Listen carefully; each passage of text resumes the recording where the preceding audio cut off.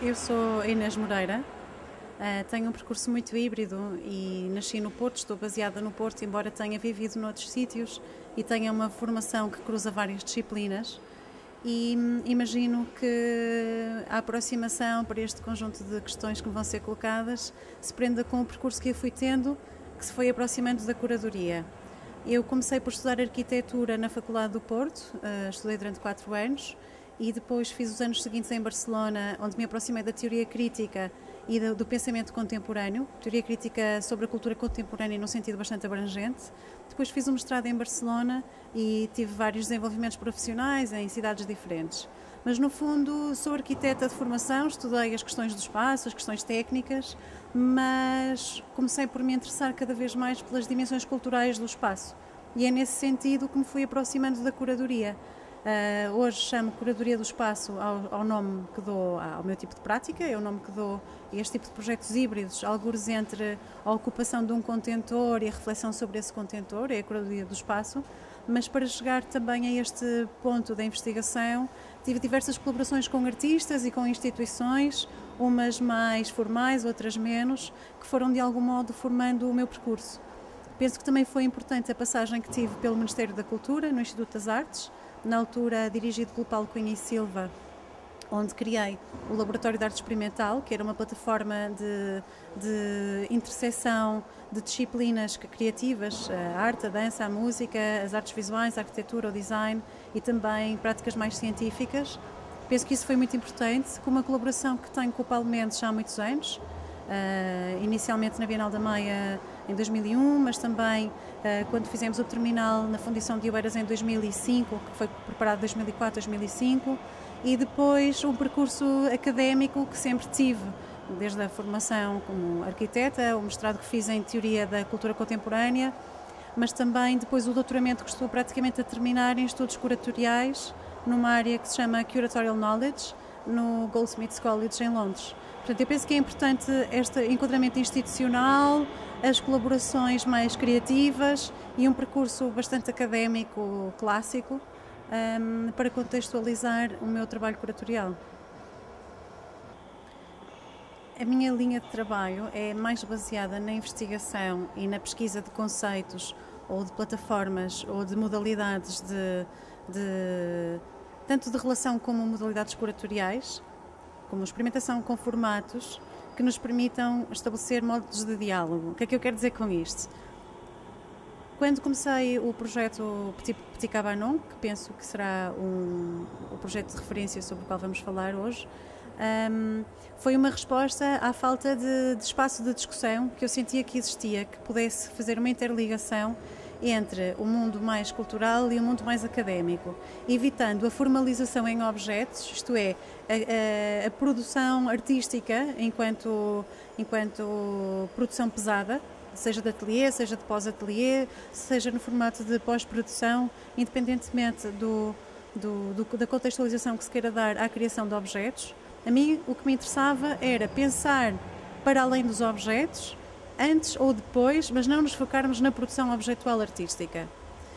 Senti isto como uma reação um pouco à separação muito radical que existe no Porto entre o que é a academia e o que são os espaços culturais. Não sou artista, por isso não sinto falta de espaço onde expor ou de espaço de transação de arte, não sinto falta de galeria, não sinto falta de visibilidade em museu, porque não são de todo os meus espaços de trabalho, eu não preciso de expor o meu trabalho. O que senti foi falta de espaços de diálogo e de mediação, onde diversas pessoas pudessem cruzar as suas experiências. Fossem experiências disciplinares distintas ou experiências em volta de uma ideia, mas que não se baseassem na mostra ou na visualização de projetos objetuais. O meu projeto pessoal é difícil de explicar, porque é uma história muito biográfica, como são quase todas, mas neste caso, como não sigo uma linha de trabalho que vá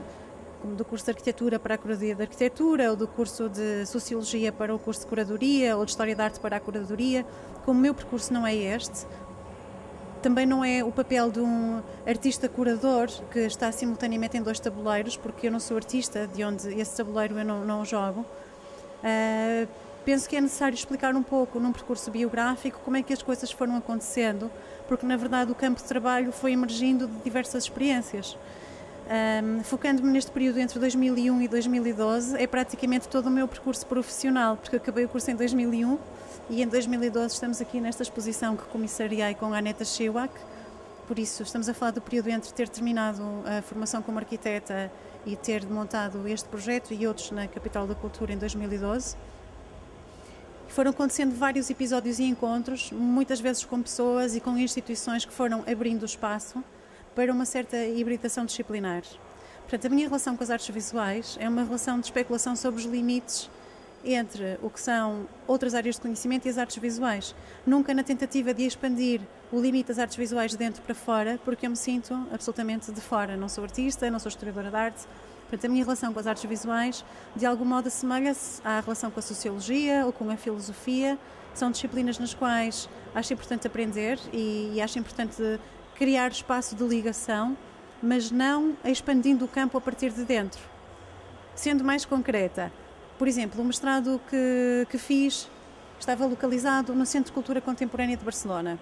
numa plataforma que se chamava Instituto das Humanidades, que vivia muito das ligações com o MACBA, com o CCCCB, em Barcelona, e também com a Ordem dos Arquitetos de Barcelona. E o que víamos era uma ligação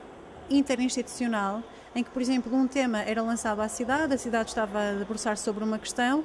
e diversas instituições respondiam a esse tema através das suas investigações, diversos autores faziam investigação, fosse académica ou artística, e havia uma forma de trabalho em rede em que as instituições funcionavam numa forma de parceria de micropolítica cultural.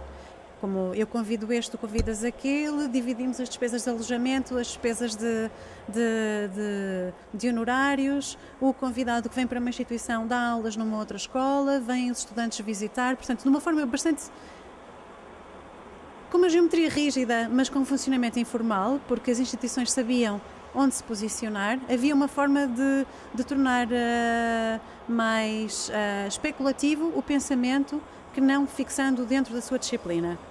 Isto é um pensamento que não é académico, portanto, não estou a descrever uma forma de funcionar de uma escola, nem é uma forma de necessidade de uma corporação, como os arquitetos trabalham assim, os artistas trabalham assado.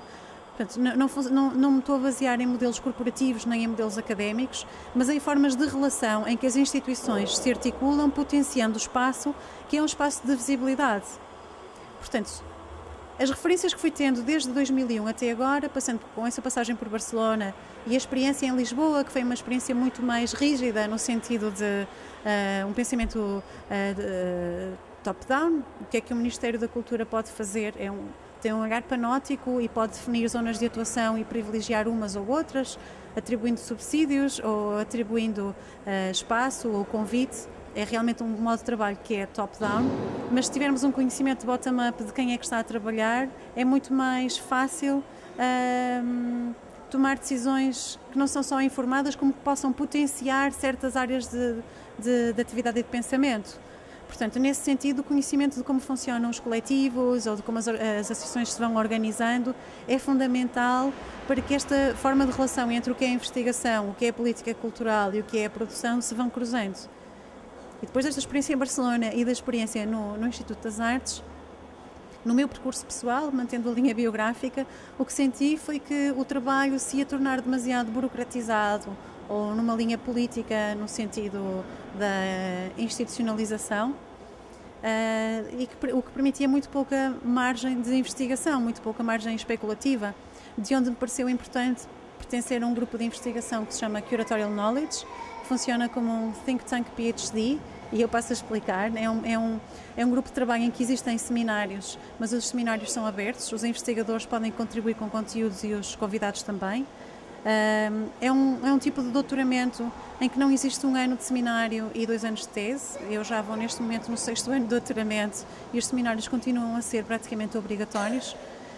E há uma forma de envolvimento, de discussão de ideias, com grupos de leitura, com apresentação de fragmentos de projeto, com apresentações mais formais de grupos de conjuntos de trabalho mais estabilizados e com discussão com convidados especiais que vêm apresentar temas e responder ao trabalho de investigação dos estudantes. E então, algures entre este modelo dialógico de aprendizagem, em que é uma investigação tornada diálogo e conversação, um modelo de trabalho muito mais hierárquico, que é um modelo de trabalho ministerial, e tentativas de compreensão de que pode ser um mundo cultural que não só aquele que nos é ensinado na escola ou aquele qual observamos como público. Eu penso que foi por aqui que o meu percurso pessoal se foi formando. Isto responde muito às faltas ou às falhas que eu sentia no sistema da cidade do Porto, ainda que neste período de 2001 a 2012 eu vivi no Porto de 2006 em diante. Em 2006 vivi no Porto, nos últimos anos. O período anterior estive em Lisboa e em Barcelona. Tive também um escritório de arquitetura no Porto inicialmente. E foi nesse regresso ao Porto, depois de ter estado em Lisboa e ter vestido o projeto grande na Fundição de Oeiras, que senti que havia falta de espaço dialógico onde pudesse apresentar ideias, convidar pessoas e fazer cruzamentos, potenciar esses cruzamentos, que de algum modo também me pareciam sempre um pouco artificiais, porque é diferente estarmos numa instituição onde as coisas acontecem de um modo orgânico ou programar uma data e uma hora para aquelas pessoas falarem, que é uma coisa mais encenada, com uma certa coreografia, que não é a que acontece num espaço de trabalho. Portanto, em 2006, 2007, quando comecei o doutoramento e um pouquinho mais tarde o projeto Petit Cabanon, o que senti foi a necessidade de criar um espaço de conversa, de debate de ideias, de apresentação de livros e de trabalho em progresso, que pudesse ser um pouco mais formal do que simplesmente uma conversa de café ou do que um encontro em ateliê, mas também menos formal do que um encontro numa instituição. O projeto do Petit Cabanon surgiu de uma intuição. E de uma oportunidade também. Eu tinha a intuição de que havia um modo de ocupação do espaço, de curadoria do espaço, que não passava por mostrar obras de arquitetos e que também não passava por ocupar espaços com trabalhos de artistas. Não era este modo de curadoria que é mais generalizada, que é a curadoria de arte contemporânea em contexto galerístico ou museológico, em que o objeto fica em evidência perante um fundo neutro, mas também não era um modo mais baseado na representação, como é a curadoria da arquitetura, em que se procuram modelos para dar visibilidade a uma coisa muito difícil de representar, que é uma obra de arquitetura, um edifício, que apontaria sempre para o desenho, a maquete, o painel. Portanto, desta intuição, há um modo de relação com o espaço que passa pela não representação e que passa pela habitabilidade e pela uma certa conversacionalidade que um espaço pode potenciar, e também de uma outra, que seria a abordagem conceitual. Portanto, esta intuição era uma intuição conceitual, se é possível dizer-se assim. Havia também esta outra oportunidade muito concreta, que era um espaço de uma loja vazia, num espaço comercial que abriu no Porto, na rua de Miguel Bombarda, a rua onde estão instaladas as galerias, e na altura a Marina Costa, que era a programadora do espaço do Edifício Arte Sem Partes, uma espécie de dinamizadora muito energética e mais orientada para projetos com uma dimensão comercial e outros projetos com uma dimensão cultural, mas uma coisa muito eclética. A Marina tinha a ideia de abrir um centro comercial, fazendo uma chalaça com o CCCB em Lisboa, com o Centro Cultural de Belém. Ela abriu o Centro Comercial Bombarda no Porto. E o que pretendia era que diversas pessoas ocupassem os espaços, fosse com projetos comerciais ou com projetos culturais temporários. Portanto, deste desafio de ocupar temporariamente um espaço no centro comercial da Marina, que tinha a curiosidade de ter uma planta muito semelhante ao Petit Cabanon, e desta intuição que eu tinha de que alguns espaços viviam dessa atmosfericidade, dessa conversacionalidade, e que isso podia ser um modo de curadoria, surgiu o projeto Petit Cabanon. Portanto, inicialmente o que fiz foi uma instalação à escala 1:1, uma réplica à escala 1:1 do Cabanon do Corbusier em esferovite, com placas muito simples de esferovite, reproduzindo a mesa, os bancos, a cama, os sanitários, que por curiosidade estavam no mesmo sítio onde estavam no Cabanon do Corbusier, criando uma espécie de instalação. E fez-se uma pequena performance que foi começando de um espaço abstrato feito em esferovite, uma réplica à escala 1:1, começar a subtrair elementos e a substituí-los por mobiliário que pudesse ser utilizável. Então saiu um banco e surgiu um banco real em madeira, saiu outro banco e surgiu um outro banco real em metal, saiu a mesa e surgiu uma mesa onde nós podíamos pousar coisas e onde nos podíamos pousar para falar. Saiu a cama e surgiu uma cama de dia, uma destas camas dos anos 50, que também servia de sofá e de espaço onde distribuir objetos. E, portanto, desta performance inicial, que foi partir de um espaço abstrato de representação da arquitetura, um edifício icónico que o Le Corbusier construiu para si próprio no sul de França, onde passava o verão, transformá-lo num espaço habitável para eventos pontuais. O início do projeto era metafórico. Eu gostava de fazer era uma metáfora de um espaço abstrato que podia ser ocupado, e comecei a programar pontualmente conversas e mostras de coisas que eram importantes na altura. Não posso ser mais concreta do que isto, porque o projeto foi crescendo sobre si mesmo. Por exemplo, esta instalação aconteceu em maio. Durante o verão foi aquele ano em que aconteceu a Documenta, aconteceu a Exposição de Arte Pública em Münster, aconteceu também uma Bienal de Veneza. Foi aquele ano em que os 5 grandes eventos coincidiram. E pareceu importante para quem não pôde estar nos eventos, eu não fui a todos, outras pessoas não tinham ido a todos, mas pareceu importante ocuparmos aquele espaço como um espaço de partilha de ideias, um pouco como antigamente se fazia com a mostra de slides na vinda das viagens, em que os amigos mostravam as experiências que tiveram. Por exemplo, a programação de final de verão,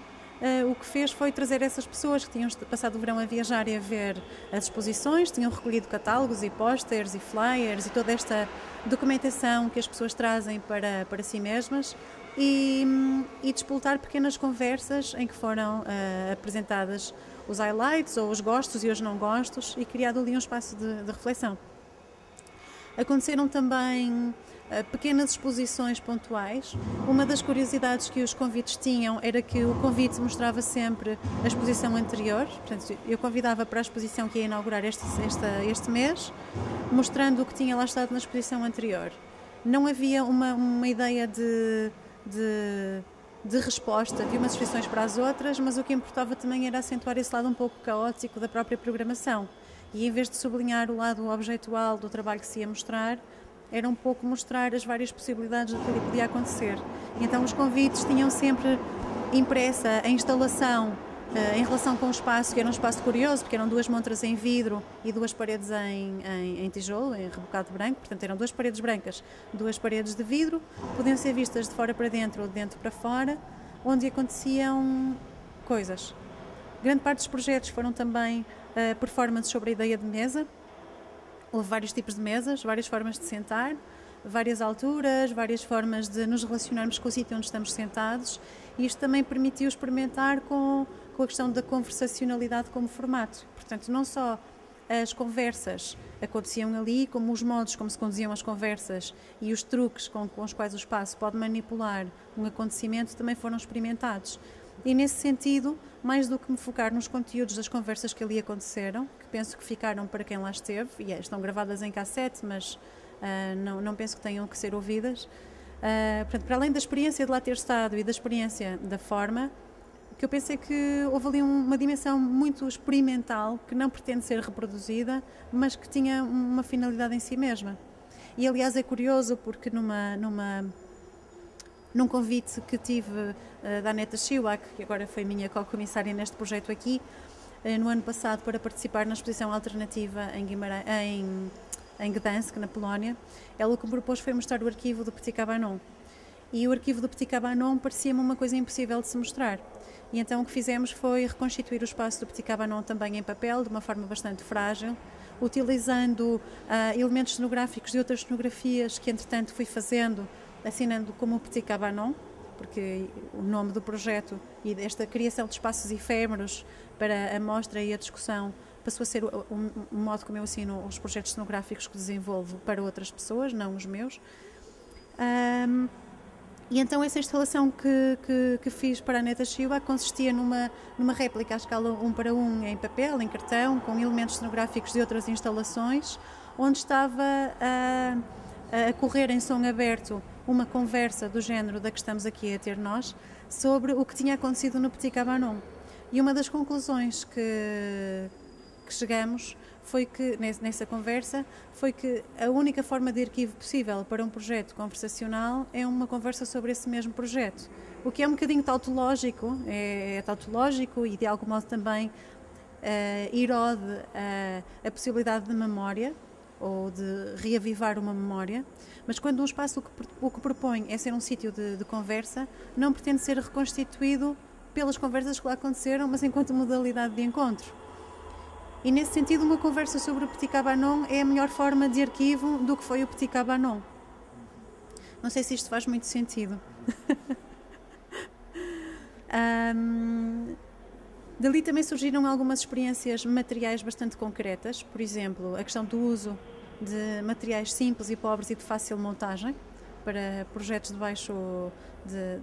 budget, quando não temos um grande orçamento para produzir,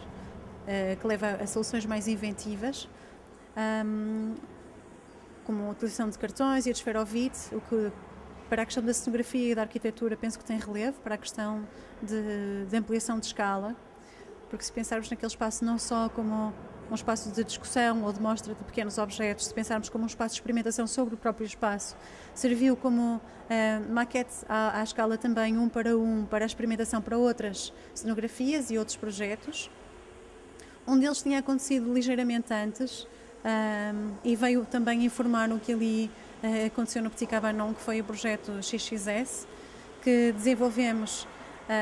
a pensar na relação muito direta, muito áptica e muito física que as crianças têm com a arte, o que nos leva a pensar num tipo de espaço muito mais sensorial, muito mais imediato, muito mais apropriável, e foi este projeto que desenvolvemos nós,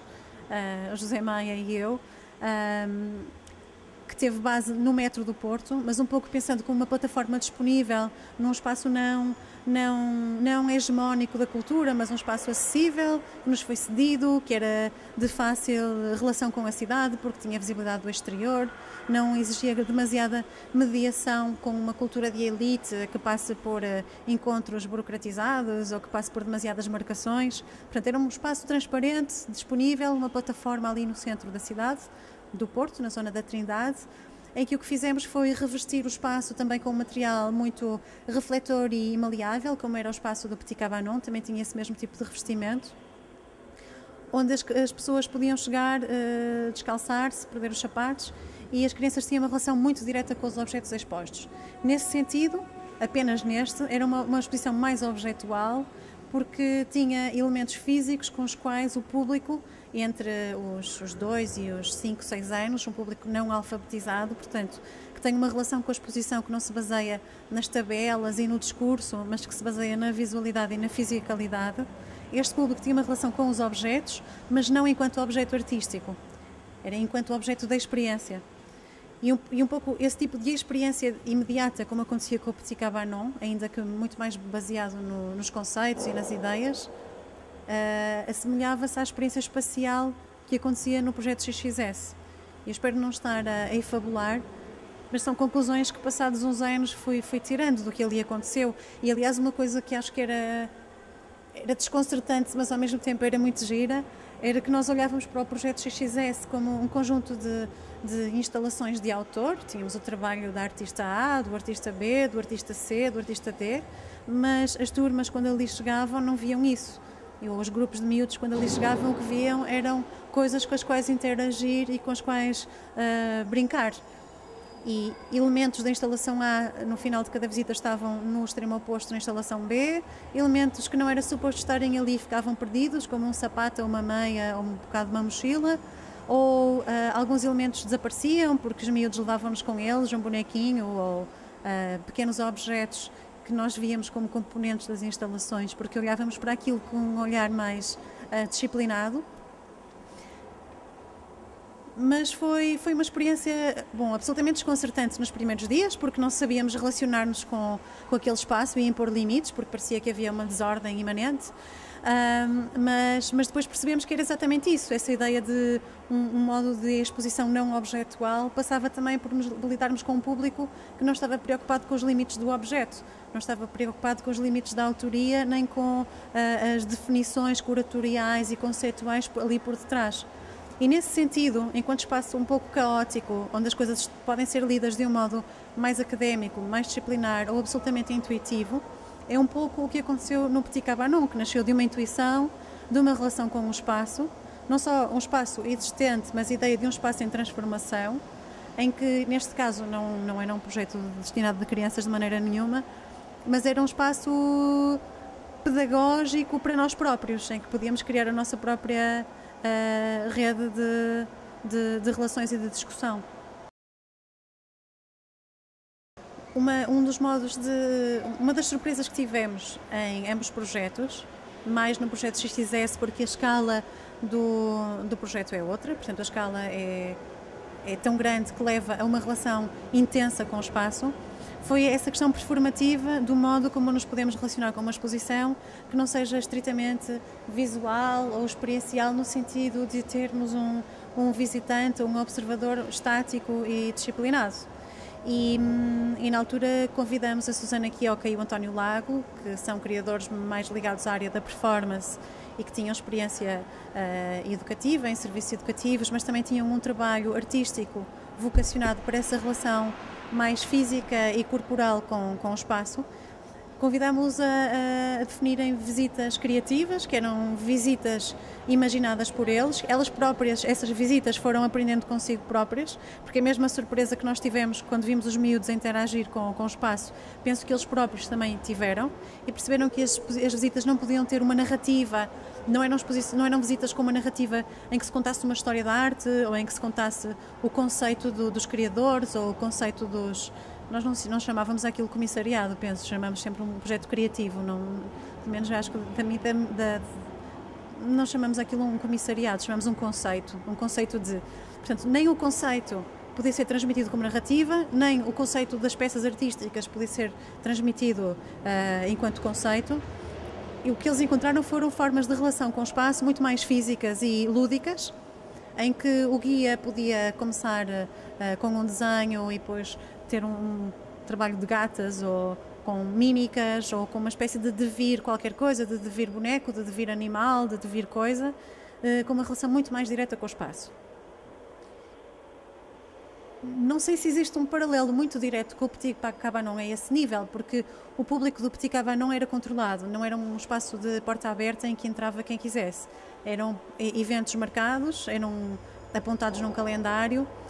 O público podia entrar se estivesse de passagem na altura, mas não havia esta relação tão informal com o espaço. Estávamos muito mais concentrados nas ideias e mais concentrados na relação com o espaço do que propriamente com a performatividade do visitante. Mas o que têm em comum é que tanto um como o outro não se destinam a um tipo de visitante estático, disciplinado ou endoctrinado a olhar para uma obra de arte fixada a 1,20 m do chão, com uma tabela à direita, com uma bolinha se está vendida ou com uma folha de sala para ser lida. São projetos, um em que não se sabe bem qual é o guião, porque o guião é uma conversa, o outro em que não se sabe bem qual é o guião, porque o guião é uma experiência da visita ao espaço. E penso que são dois projetos muito diferentes, mas em que se experimentaram coisas que se tocam nestes pontos, porque põem em causa o que é o observador, o que é o participante, o que é o objeto artístico, o que é a performance de participar ou a performance de criar pela participação. Não participação no sentido de relação com um contexto cultural ou social de um bairro ou de uma vizinhança, mas lidando com públicos mais abrangentes do que um site específico. Não era um projeto de site específico de forma nenhuma, mas eram projetos muito relacionais entre o público e os diversos participantes convidados em cada momento. Mas é um dos falhanços que pode ser apontado a ambos os projetos, que é, se não houvesse pessoas, o projeto estava morto, efetivamente. Mas é impossível ter visitantes ou ter participantes num projeto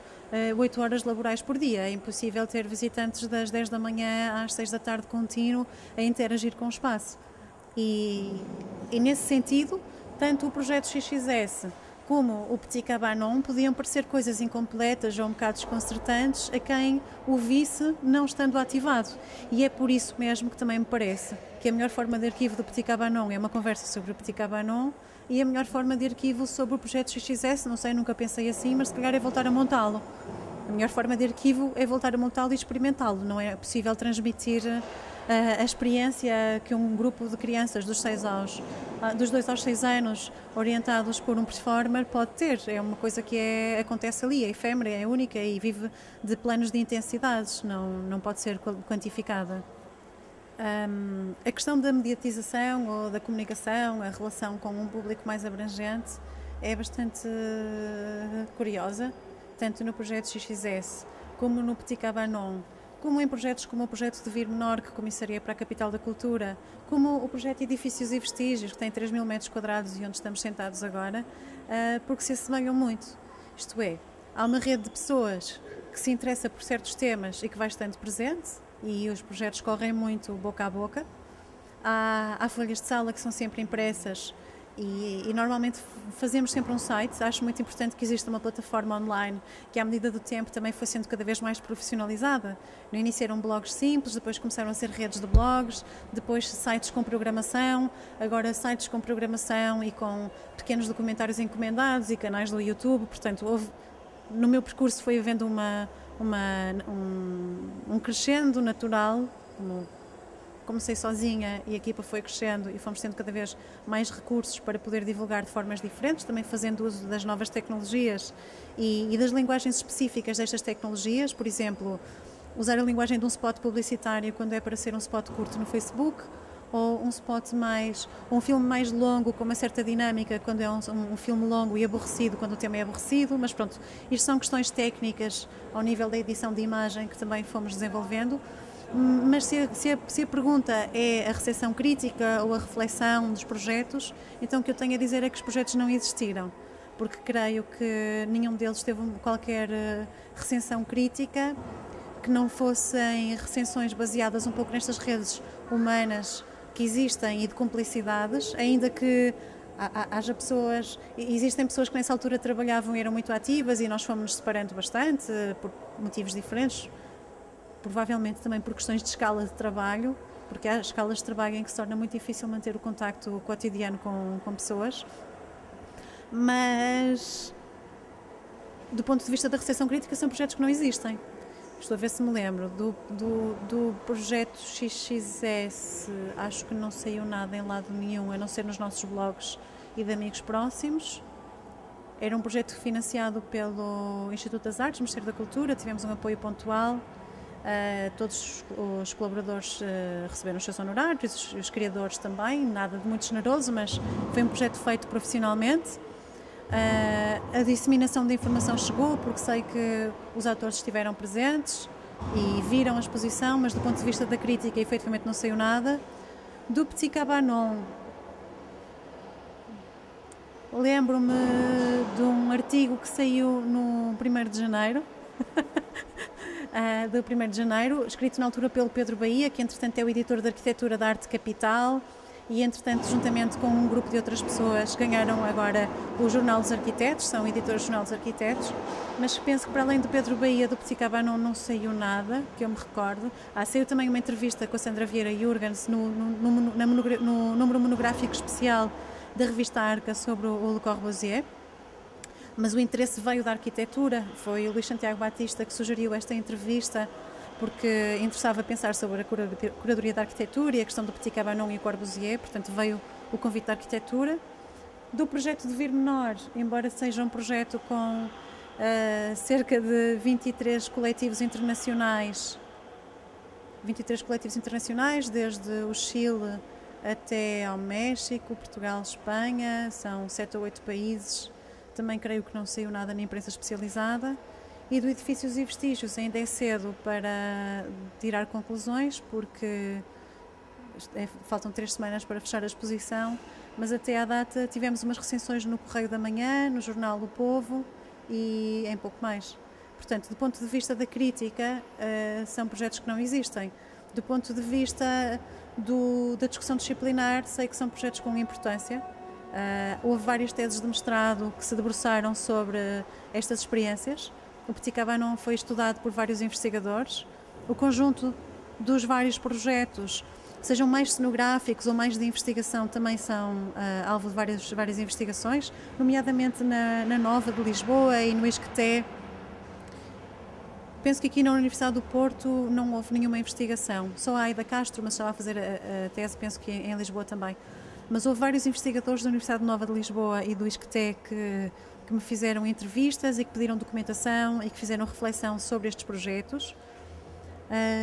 Também jovens investigadores um pouco mais novos na Goldsmiths em Londres têm pegado nos projetos e a minha tese de doutoramento,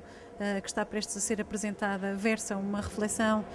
sobre as práticas teórico-práticas e a reflexão sobre a curadoria do espaço, como é que nós podemos ativar um espaço cultural. Portanto, a tese de doutoramento existem as teses de mestrado. O Petit Cabanon foi também utilizado para mostrar trabalhos de investigação da Faculdade de Belas Artes, que convidei a exporem ali, pontualmente, mas não sei se a pergunta era se era esta a direção que pretendia tomar, mas sinceramente é isso. Academicamente existe, na prática existiu, está online, mas a recepção crítica é nula, não existe. Pensando no Petit Cabanon enquanto plataforma de produção ou enquanto espaço cultural, é um pouco difícil pensar na sua logística, porque era um espaço tão pequeno que basicamente o que era necessário ou eu tinha, ou pedia ao Paulo Mendes, que também tinha. Portanto, se era necessário um projetor, ou uma ventoinha, um microfone, uma câmara de filmar muito básica, esse tipo de equipamento que utilizado era doméstico ou então era por cedência pessoal, era pedir ao Paulo Mendes que ele me emprestava. Do ponto de vista de relação com as instituições, eu acho curiosa a pergunta, porque por acaso a pergunta é mesmo curiosa, porque o Petit Cabanon para mim era uma espécie de base no Porto onde podia testar uma série de ideias e de experiências que fui desenvolvendo noutros sítios. Por exemplo, ao comissariar projetos no MAIAC, o Museu Extremanho Ibero-Americano de Arte Contemporânea de Badajoz. Pode-se experimentar à escala real, com salas de exposição de 500, 600 metros quadrados, uma série de coisas que ali eram discutidas. E tinha o apoio logístico se necessitasse do museu, tinha as portas abertas do museu para o que precisasse, o António Franco sempre me cedeu o que eu necessitasse, mas a escala de trabalho do Petit Cabanon era tão reduzida, tão diminuta, que a ajuda dele até acabou por nunca ser necessária. Por exemplo, com a Goldsmiths, tinha o think tank, onde discutia as ideias, onde apresentei o projeto, onde foi desenvolvido o conceito e onde foram desenvolvidas as linhas de trabalho desde o princípio, assumindo este lado um pouco especulativo e aberto, em que não se sabe exatamente qual é o resultado, uma certa possibilidade de falhança ou de erro, foi sempre discutida com eles e, no fundo, era instanciada no Porto, ou materializada no Porto, mas com base em discussão feita fora. E, nesse sentido, tinha a melhor abertura possível da parte da Goldsmiths, dos meus colegas de doutoramento, dos orientadores e de outros investigadores, para discutir o que ali se passava. Mesmo na relação com Barcelona, que sempre mantive muito simpática com as instituições onde estudei e onde trabalhei, sempre tive espaço de discussão que me permitia ter a certeza e uma certa consubstanciação do que se passava no Porto. Por isso, do ponto de vista institucional no Porto, efetivamente nunca precisei de mais nada, a não ser uns bancos que o Jaime Garcia, que é o dono da loja Pedras e Pêssegos, me emprestou.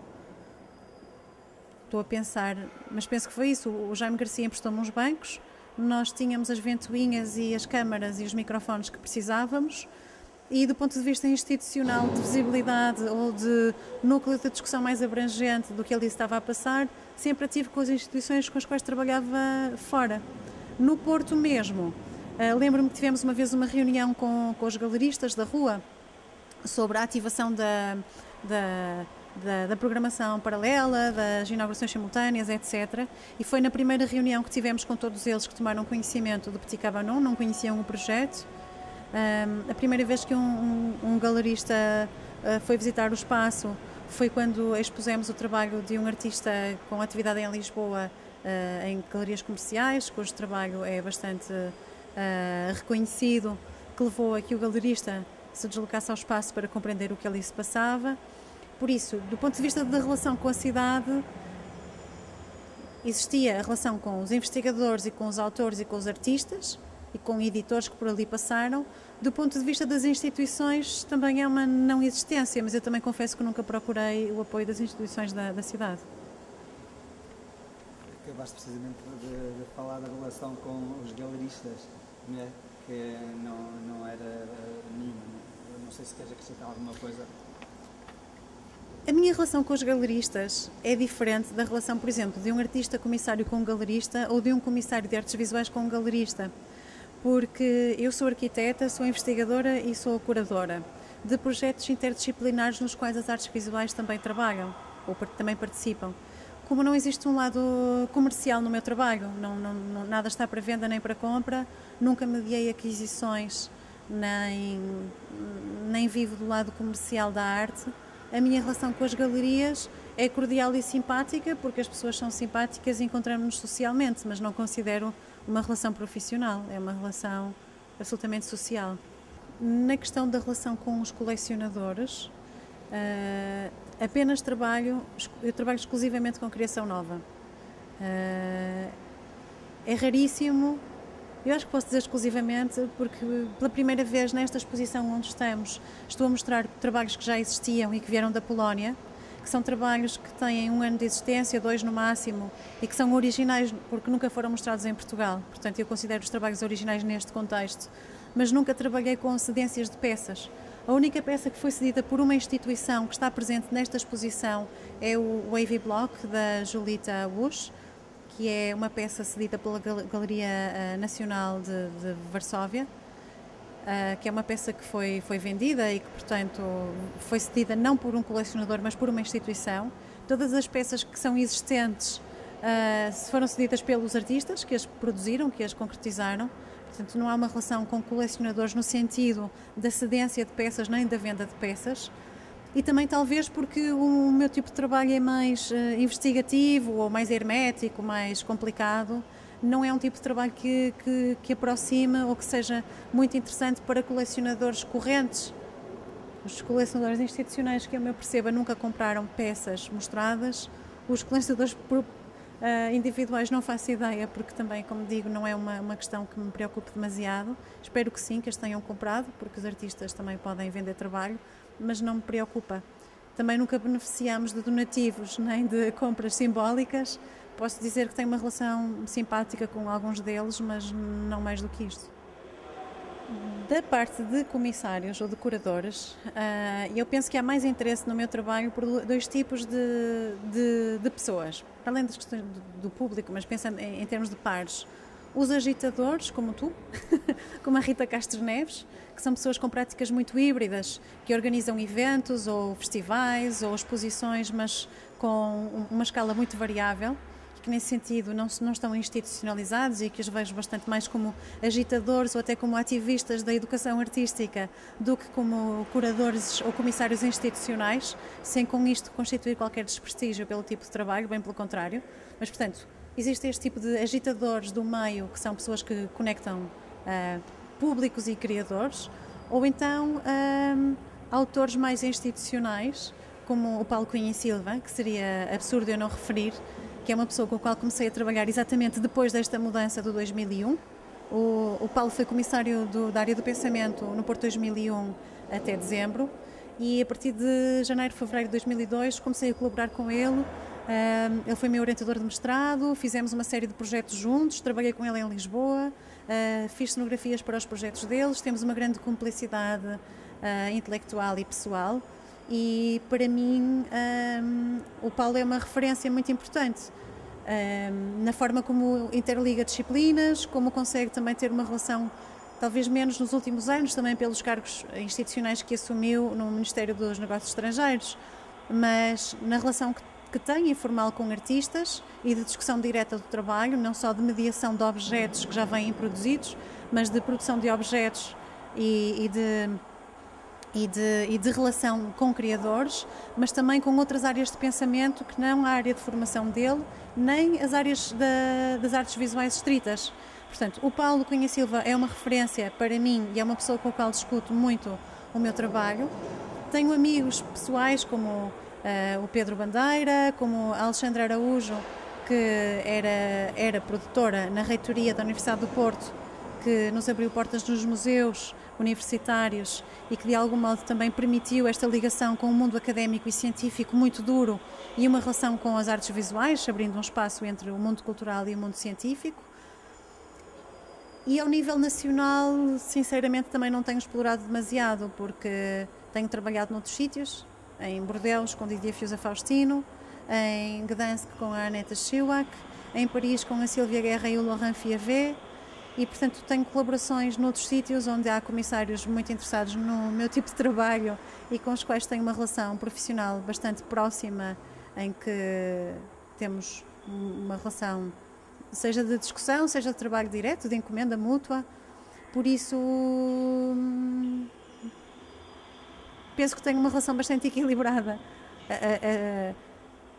a um certo nível com os pares, mas o que acontece é que os pares, com o passar do tempo, deixaram de ser estritamente localizados no Porto e passaram a estar distribuídos noutros países.